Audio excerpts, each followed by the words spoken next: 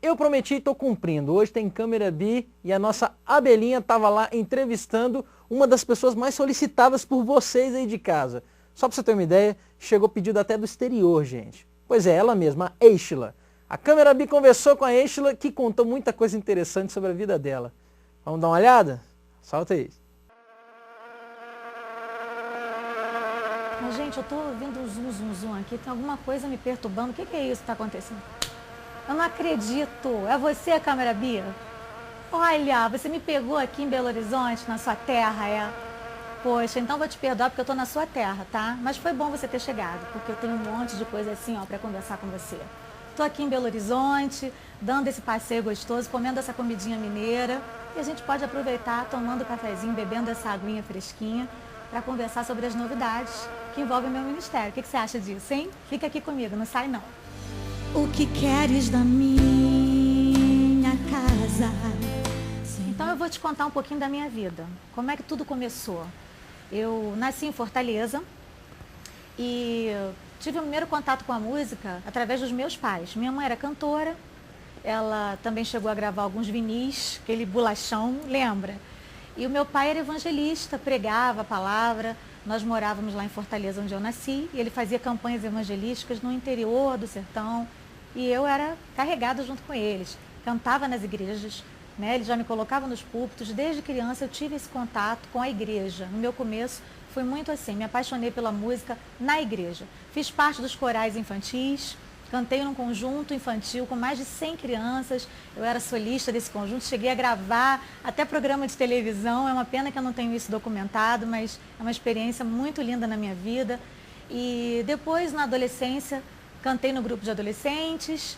Enfim, fui seguindo a minha vida assim, sempre apaixonada pela música, sempre muito ligada a isso. Quando eu era criança, eu estudei piano. Meu pai sempre gostou muito disso, o sonho dele era que eu fosse pianista. Mas eu não tinha condições de comprar um piano. E na época era muito caro, né? Até hoje é, mas na época para mim era muito mais. Eu não tinha condição alguma. E eu tive que parar, interromper o meu curso de piano, apesar de ser uma boa aluna, porque eu não podia comprar um piano e as lições começaram a ficar muito complicadas e eu só consegui estudar os 3 primeiros anos. Aí entrei no violão, que o violão é mais barato. Mesmo assim não concluí não, mas o que eu aprendi já dá para compor, já dá para tocar de vez em quando lá em casa para a família. E, enfim, amo a música e foi muito, muito especial para mim esse começo.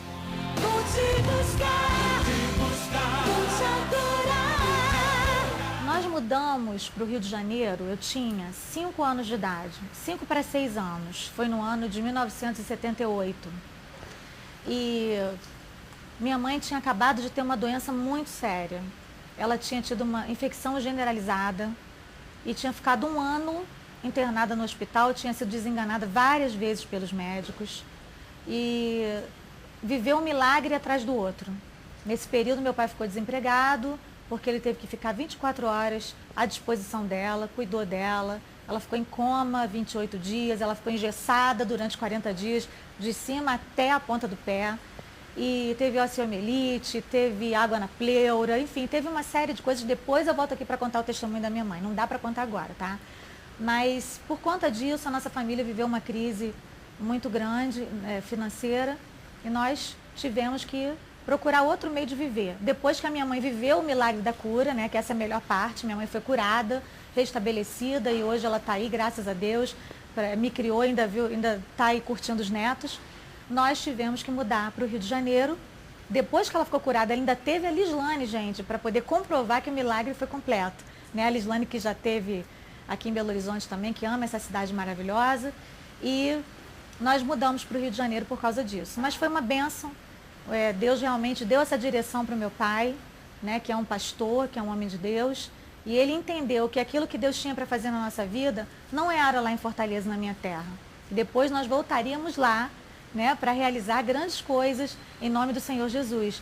Mas Deus queria começar uma obra aqui nas nossas vidas, na minha vida, dos meus irmãos, e dar continuidade ao ministério dos meus pais no Rio de Janeiro. E essa chuva que tens derramado. Bom, eu comecei a cantar profissionalmente aos 15 anos de idade. Eu admirava muito um grupo chamado Altos Louvores.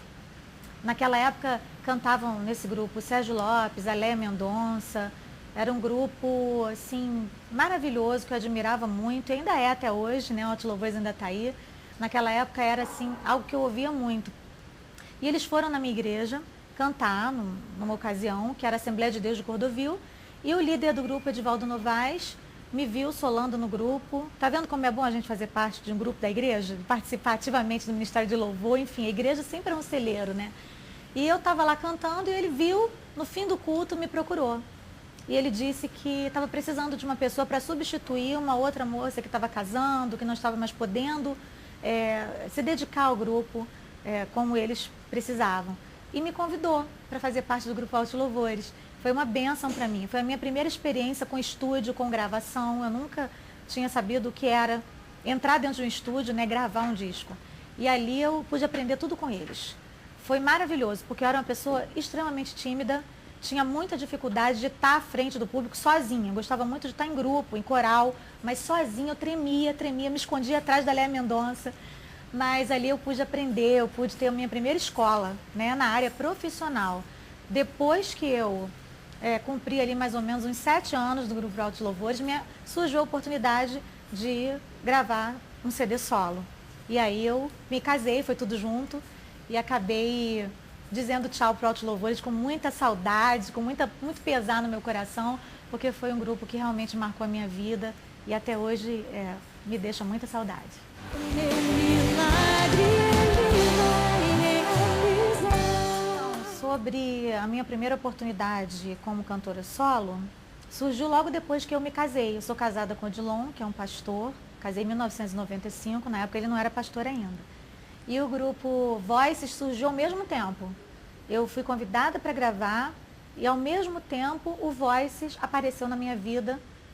E foi um presente de Deus, porque eu morria de saudade de cantar em vocal. Eu sempre gostei muito dessa coisa de fazer vocal, de cantar em vocal, de estar em grupo, de abrir vozes. E como cantora solo, eu não ia mais poder ter isso, né? A não ser quando fizesse uma apresentação ao vivo e tudo, com banda, com vocal. Então o Voices veio para complementar essa lacuna na minha vida.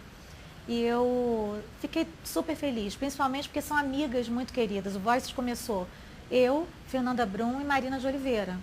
Mas, quando nós fomos gravar os vocais, descobrimos que precisávamos de um complemento vocal, porque as nossas vozes eram completamente diferentes e a gente precisava de 2 vocalistas, pelo menos, que viessem trazer um equilíbrio, né, para ficar harmonioso.